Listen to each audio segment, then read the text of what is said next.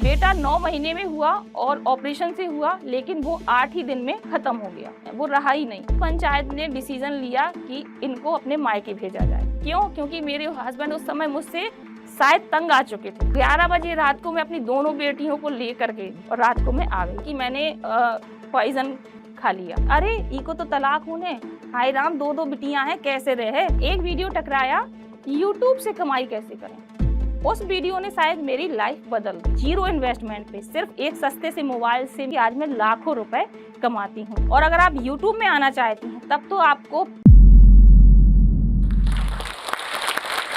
बुंदेलखंड के एक छोटे से कस्बे राठ की 19 साल की आंगनबाड़ी सहायिका की बेटी, जिसे अपनी 2 नन्ही बेटियों के साथ अपने पति से 2 साल अलग रहना पड़ा, जिसकी वजह से उसे समाज के कई तरह के ताने, जैसे पति से अलग रहती है, क्या करेगी, 2 बच्चों को लिए है, कैसे संभालेगी, इसका क्या होगा, कई तरह के ताने सुनने पड़े। और साथ ही में उसे आर्थिक और मानसिक उलझनों का भी सामना करना पड़ा, जिससे वो पूरी तरह से टूट गई थी। लेकिन ये कहानी का अंत नहीं था, बल्कि शुरुआत थी। अब ये कहानी मुड़ती है रसोई की तरफ, जहां पर 2 बच्चों को संभालते हुए एक सस्ते से मोबाइल से 0 इन्वेस्टमेंट के साथ शुरुआत की गई। ये कहानी है 56 लाख दिलों पर राज करने वाली रक्षा की रसोई की। तो एक ऐसी कहानी जिसे मुझे किसी को सुनाने में भी शर्म आती थी कि लोग हंसेंगे, आज मैं पूरी दुनिया को सुनाने जा रही हूँ। नमस्कार, मैं हूँ रक्षा गुप्ता।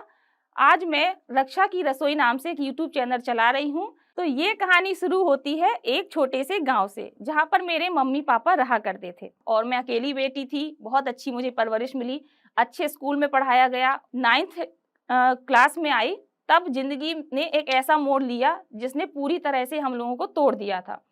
मेरी सगी बुआ ने पापा के साथ बोला कि मेरे बेटे को काम करवा दीजिए। तो पापा ने उनके साथ व्यापार शुरू किया। 2-3 साल व्यापार चला, बहुत अच्छा चला। लेकिन कहते हैं ना कि पैसों के सामने रिश्ते भी झुक जाते हैं, बस वही कुछ हुआ हम लोगों के साथ भी। सगी बुआ ने ही पापा के साथ पूरी तरह से बेईमानी की, पूरी तरह से उनका व्यापार बर्बाद कर दिया। तब जाके पापा को उरई को छोड़ करके दूसरे कस्बे यानी कि राठ, जहाँ से मैं आई हूँ, वहाँ शिफ्ट होना पड़ा। अब स्थिति ये थी कि एक भी रुपए नहीं था हम लोगों के पास, कैसे घर का खर्च चलता, कुछ भी नहीं था। पापा बिल्कुल घर पर बैठ चुके थे, व्यापार करने के लिए भी पैसे नहीं थे। वो वक्त बड़ा ही कठिन था मेरे लिए, लेकिन भगवान की कृपा हुई, मेरी मम्मी की नौकरी लग गई आंगनबाड़ी सहायिका में। सुनने को बहुत ही छोटी सी नौकरी है, आंगनबाड़ी भी नहीं, सहायिका, सिर्फ 600 रुपए मिलते थे। तो वो 600 रुपए उस समय ऐसा लगता था कि शायद भगवान ने 6000 के बराबर कर दिया और घर का खर्च चल जाएगा। तो मम्मी सिलाई भी किया करती थी, तो उससे कुछ खर्च चल जाता था। जब मेरी बीएससी आई तो मुझे लगा मुझे कुछ करना चाहिए, ऐसे काम नहीं चलेगा, पापा मम्मी बहुत परेशान रहते हैं मेरे लिए। तब मैंने खुद डिसाइड किया कि मैं ट्यूशन पढ़ाऊंगी छोटे बच्चों को। तो मेरे गांव के ही कुछ बच्चे थे जो उसी कस्बे में रहते थे। फिर एक मोड़ और आता है, मेरी शादी हो जाती है बीएससी फाइनल में। तो मुझे लगता है कि ये मेरे लिए अच्छा होगा कि अच्छे घर में शादी थी, ससुराल वाले बहुत ही पैसे वाले थे। तो थोड़ी सी शादी में अड़चनें आई। पापा बोले वो बहुत पैसे वाले हैं, हम लोग गरीब हैं, उनके हिसाब के नहीं है। बट नहीं, मैंने कहा वही करना है। तो वो जैसे तैसे शादी हुई। लेकिन मुझे लगा कि बहुत अच्छा होगा, लेकिन वो अच्छा नहीं था मेरे लिए। उस समय संघर्ष शायद सबसे ज्यादा रहा, क्योंकि माँ बाप के लिए आपको संघर्ष भले ही करना पड़े, लेकिन समझ नहीं आता है कि आपने संघर्ष किया है। शादी के बाद आपको जो संघर्ष होता है ना, वो आपके खुद के लिए होता है। आपको हर चीज खुद करनी पड़ती है, तब समझ आता है कि ये हमारी सच में संघर्ष है। वही मेरे साथ हुआ। वहां पहुंची, मेरे पति का जो व्यापार था वो पूरी तरह से बर्बाद हो चुका था। जिसके साथ आप जुड़े हुए हैं, जब तक वो कुछ नहीं करता है आपकी कोई वैल्यू नहीं है। वही मेरे साथ हुआ। वो कुछ नहीं करते थे, घर पे बैठे रहते थे। तो मेरे सास ससुर ताना देने लगे। तो इस दौरान मेरी बेटी हुई तब और टेंशन हो गई कि अब कैसे होगा, घर का ही खर्च तो चलना मुश्किल है। हालांकि जितनी कोशिश हुई मैंने सहन किया। मैं साल भर अपने मायके नहीं गई। मम्मी पापा आते थे, बाहर के बाहर चले जाते थे। मेरी बेटी को लेने आते थे तो मैं समझ लो देहरी नहीं चढ़ पाती थी, वो अंदर की, मना किया हुआ था उन्होंने। तो मैं बेटी को ऐसे दे देती थी, वो अंदर नहीं आ पाते थे। तो मुझे आंसू आ जाते थे, इतना रोना आता था कि जिसकी एक बेटी वो अंदर भी नहीं आ पा रही है। हम दोनों का झगड़ा हुआ। हस्बैंड ने मेरे पापा को फोन करके बुलाया, उन्होंने कहा आपका मैटर है, आप सुलझाइए ना। तो वो उन्होंने गाली गलौज कर दी पापा के साथ। मुझे इतना बुरा लगा कि मैंने पॉइजन खा लिया, बट मैं बच गई। मुझे ये नहीं करना चाहिए था, फिर भी मेरी ये गलती थी, मैंने किया। क्योंकि उस समय मुझे कोई रास्ता ही समझ में नहीं आता था। उस दौरान मुझे एक बेटा हुआ। बेटा 9 महीने में हुआ और ऑपरेशन से हुआ, लेकिन वो 8 ही दिन में खत्म हो गया, वो रहा ही नहीं। कारण डॉक्टर ने बताया ये बहुत टेंशन लेती है, जिसकी वजह से कुछ प्रॉब्लम आ चुकी थी, तो वो मैच्योरिटी नहीं हो पाई बच्चे में। तो इस चीज़ ने भी मुझे बहुत ही ज़्यादा झकझोर दिया, क्योंकि एक तो मैं इस टेंशन में थी, ऊपर वाले समाज के लोग आते थे तो वो ताने मारते थे, बेचारी का ऑपरेशन हो गया, लड़का भी नहीं रहा, लड़का हुआ था बताओ, तरह तरह के ताने सुनने को मिले। फिर 1 साल बाद मेरी दूसरी बेटी हुई। अब लगा कि 2-2 बेटियां हो गई, खर्च बराबर हैं, उतनी कमाई है नहीं, कैसे चलेगा। लेकिन कहीं ना कहीं एक चीज़ थी मेरे अंदर कि मुझे एक जज्बा था कि मुझे कुछ करना है। एक जो जीजीआईसी कॉलेज होता है गवर्नमेंट, मैंने वहाँ पढ़ाना स्टार्ट कर दिया। अच्छी खासी ट्यूशन आने लगी तो मेरा खर्च चलने लगा, लेकिन मेरे बच्चे के स्कूल की वजह से मुझे वो स्कूल छोड़ना पड़ा, मैं नहीं पढ़ा पाई वहाँ पर। फिर मैंने बैंगल्स बनाना स्टार्ट किया यूट्यूब से देख करके। तो मैंने उसको फिर यूट्यूब पर सर्च किया, गूगल पर सर्च किया कि ऑनलाइन सेलिंग कैसे करें। तब मुझे एक वीडियो टकराया, यूट्यूब से कमाई कैसे करें। उस वीडियो ने शायद मेरी लाइफ बदल दी।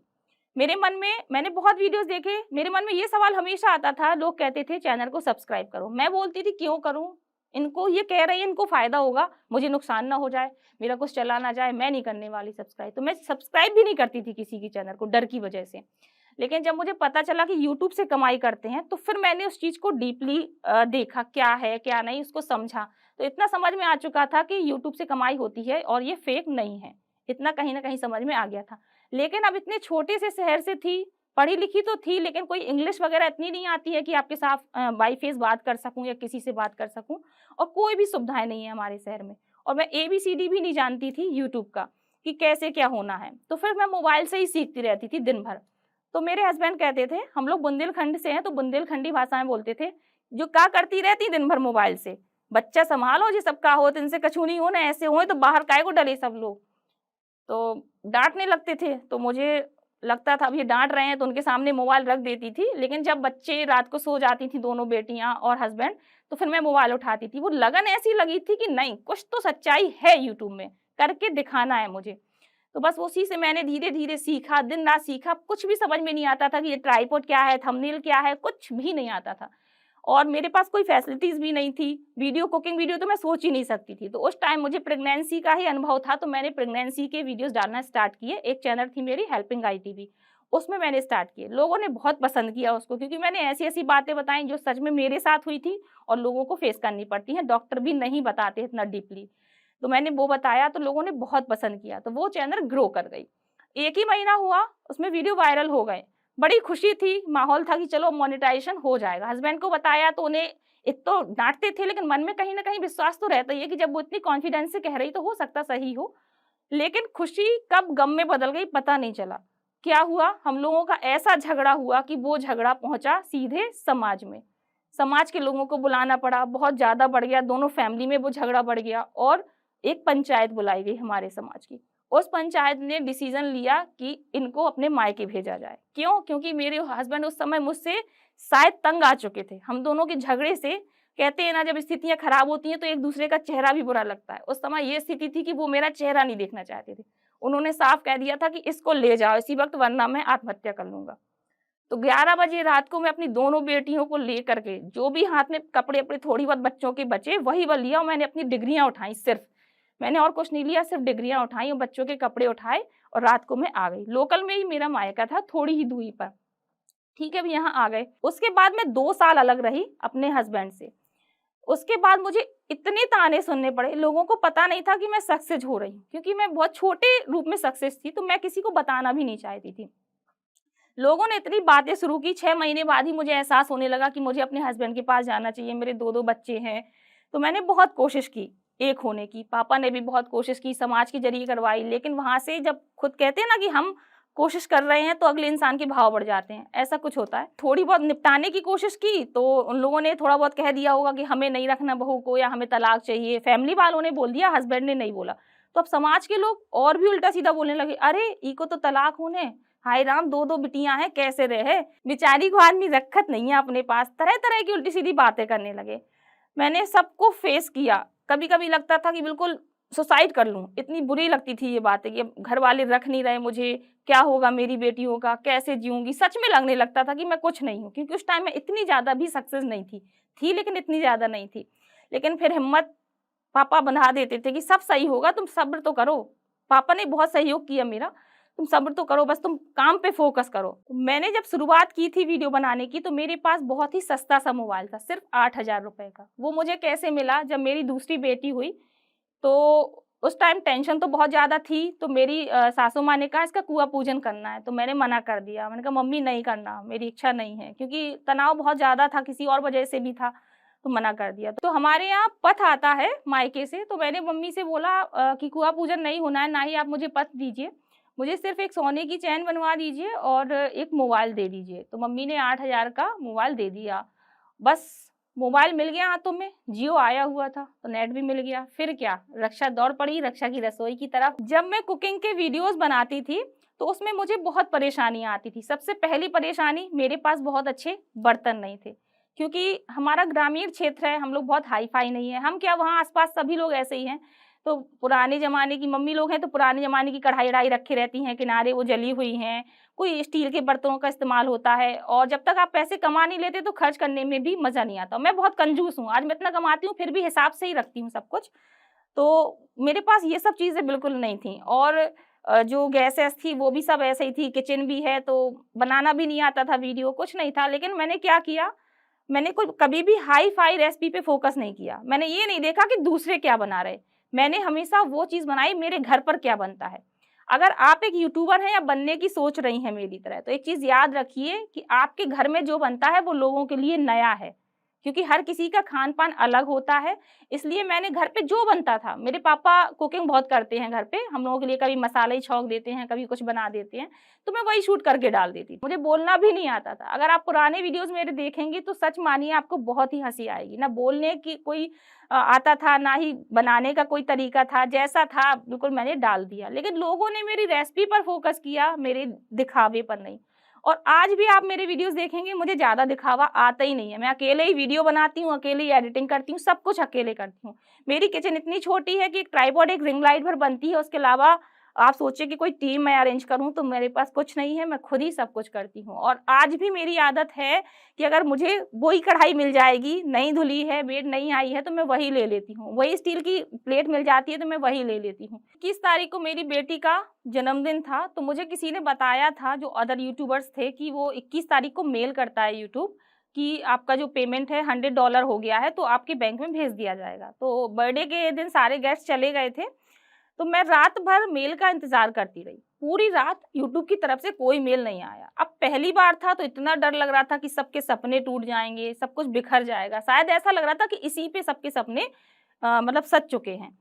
तो पूरी रात मेल नहीं आई और पूरी रात मैंने जागा और भगवान का नाम लिया। मैं भोले बाबा की भक्त हूँ, तो बस उन्हीं का नाम लेती रही। सुबह 7 बजे यूट्यूब का मेल आ जाता है।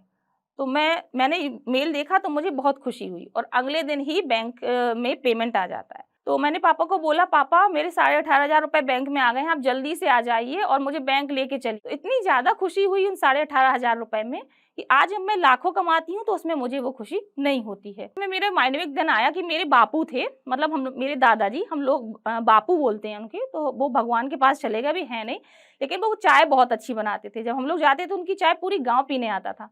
उनकी चाय 1-1 घंटे में बनती थी, बहुत धीमी आँच में वो चूल्हे में पकाते रहते थे।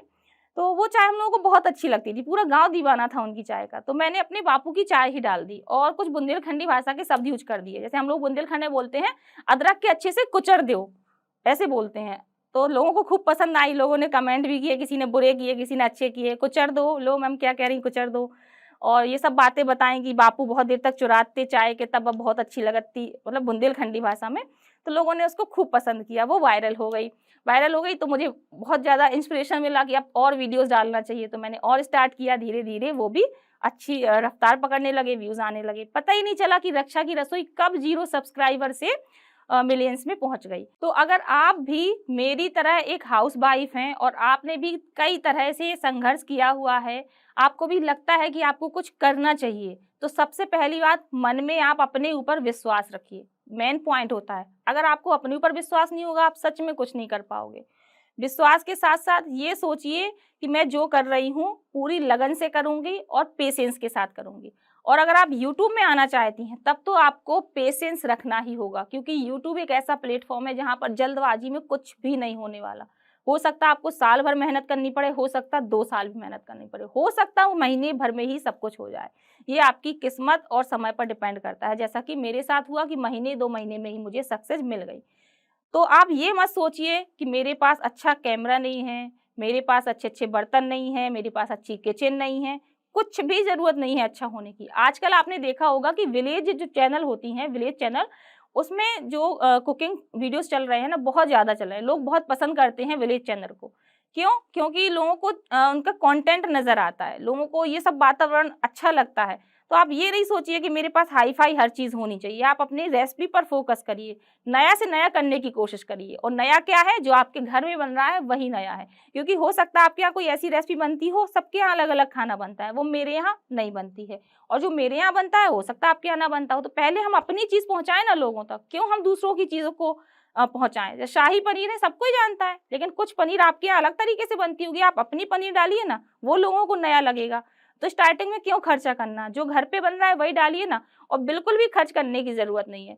जो आपको बिल्कुल सादा-सा जो घर का खाना है वो डालिए, फिर आप बाद में कुछ नया करने की सोचिए, कुछ नई चीज़ें ट्राई करिए, उसको बनाइए। तो कोई टेंशन लेने की ज़रूरत नहीं है कि आपकी किचन अच्छी नहीं है, गैस है कि नहीं, उसमें चूल्हा है, बस उसको आप मोबाइल को लगाइए। मोबाइल भी महँगा लेने की ज़रूरत नहीं है, मोबाइल सस्ता-सा है, एक 200 ढाई सौ रुपए की टॉर्च आती है, सभी घरों में होगी साइड में, वो रख लीजिए। स्टार्टिंग आप उससे करिए। तो जब आप लाखों कमाने लगेंगे ना, तब आप खर्च करिए। जैसे आज मैं लाखों कमाती हूँ, अब जाके मैंने अपने लिए 6 महीने पहले एक कैमरा लिया हुआ है।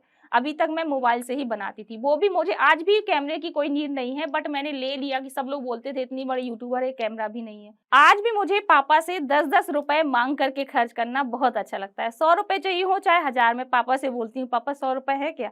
तो पापा हँसने लगते हैं, देखो जो लाखों कमा रही, पूरे घर का खर्च चलाती है, सबके लिए इतना करती है, वो मुझसे 100-100 रुपए माँगती है। लेकिन मुझे जो सुकून पापा से आज पैसे माँगने में मिलता है, वो सच में खुद के खर्च करने में मज़ा नहीं आता। इसलिए मैंने बहुत स्ट्रगल किया है। आप समझ सकते हैं कि पति के बिन 2-2 बच्चों के साथ अलग रहना, समाज के ताने सुनना कितनी बड़ी चीज़ होती है। आज वही समाज मेरी तारीफ़ किए बिना रह नहीं पाता। वही समाज, वही ससुराल वाले, वही सब कोई मेरी इतनी तारीफ़ करता है कि आप सोच भी नहीं सकते। तो उसके बाद जब मेरी बेटी का दूसरा जन्मदिन आया, तो मेरे हस्बैंड उस बर्थडे में आए, हम लोगों के जो झगड़ा था वो ख़त्म हो गया, आज सब कुछ अच्छे से चल रहा है। इस तरीके से मैंने 0 सब्सक्राइबर से 56 लाख सब्सक्राइबर तक का मुकाम हासिल किया, और आज मैं 0 इन्वेस्टमेंट पे सिर्फ़ एक सस्ते से मोबाइल से मैंने इतने वीडियोज़ बनाए और इस मुकाम तक पहुँची हूँ कि आज मैं लाखों रुपए कमाती हूँ। तो आज सभी को ये नज़र आता है कि रक्षा की रसोई एक बहुत बड़ी चैनल है, लाखों रुपए कमाती है, लेकिन उस एक-एक सब्सक्राइबर करके ये फैमिली बनाई है, इतना संघर्ष करके ये अपने आप को इस मुकाम तक लाया है, वो शायद किसी को नज़र नहीं आता। तो बस आपको भी यही करना है, और आप आज से ही शुरुआत करें। तो यूं ही नहीं मिलती राही को मंजिल, एक जुनून सा दिल में जगाना पड़ता है। पूछा पंछी से कैसे बना घोंसला, बोली भरनी पड़ती है उड़ान बार बार, तिनका तिनका उठाना पड़ता है। तो आप भी इन लाइनों को याद रखिए, और इन लाइनों को याद रखते हुए शुरुआत करिए। तिनका तिनका करके आप भी एक मुकाम जरूर हासिल कर पाएंगे। अगर ये वीडियो देखने के बाद आपको लगता है कि आपको एंटरप्रेन्योर बनने का या बड़ा बिजनेस स्टार्ट करने का रोड मैप मिल चुका है, तो रुकिए। बड़ा बिजनेस स्टार्ट करने के लिए हम सबको एक स्किल का आना बहुत जरूरी है। कम्युनिकेशन एक एंटरप्रेन्योर के लिए एक ट्रम्प कार्ड की तरह होता है, और आज के हाइपर कनेक्टेड जमाने में इंग्लिश कम्युनिकेशन जैसी ग्लोबल स्किल का होना बहुत ही ज्यादा इंपॉर्टेंट है। इस ग्लोबल स्किल को सीखने के लिए और अपना बड़ा बिजनेस स्टार्ट करने के लिए जोश टॉक्स के पास हम सभी के लिए एक सोल्यूशन है। जोश स्किल्स ऐप भारत का number 1 spoken English learning app है, जिसके जरिए हम अपनी इंग्लिश कम्युनिकेशन स्किल्स को वर्ल्ड क्लास बना सकते हैं। जोश स्किल्स ऐप पे आपको प्रैक्टिस करने के लिए मिलता है अपनी कम्युनिकेशन स्किल्स को, वो भी अन्य स्टूडेंट्स के साथ। घबराइए मत, इस कॉल का आपको कोई चार्ज नहीं लगेगा। ये आपके स्टडी मटेरियल के साथ ही इंक्लूडेड होगी। कोई भी बड़ा बिजनेस शुरू करने से पहले उसमें बहुत ज्यादा जरूरी होता है इनिशियल इन्वेस्टमेंट का होना, और खुद पे की गई हुई इन्वेस्टमेंट कभी बेकार नहीं जाती और ना ही कोई हमसे उसे छीन सकता है। तो चलिए दोस्तों, हम सभी अपनी जिंदगी की सबसे बड़ी इन्वेस्टमेंट की ओर एक कदम बढ़ाएं, अपनी इंग्लिश कम्युनिकेशन स्किल्स को वर्ल्ड क्लास बनाकर with your skills app. Pin comment में दिए हुए लिंक पे क्लिक करें और आज ही शुरू करें।